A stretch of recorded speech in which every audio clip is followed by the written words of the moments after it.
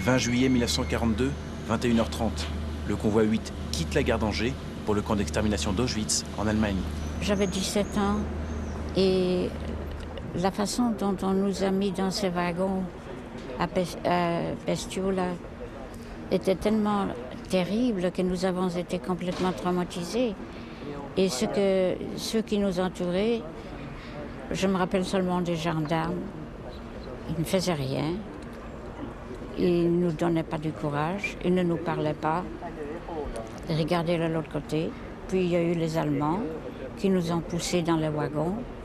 Et ça, c'est un moment où nous avons su que le monde nous avait oubliés, ne nous connaissait pas, et que nous allions quelque part. Nous ne savions pas où nous allions, mais nous savions que c'était quelque chose d'horrible qui allait se passer.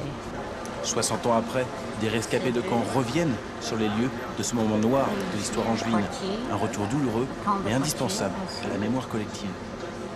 Il y a eu un problème maintenant avec les négationnistes qui prétendent qu'il n'a jamais existé les fours crématoires, les chambres à gaz. Or, en tant que témoin, et je les ai vus, j'ai même vu des choses encore pires, mais nous avons quand même vécu pendant des mois à côté du four crématoire, et j'ai vu partir des groupes directement au four.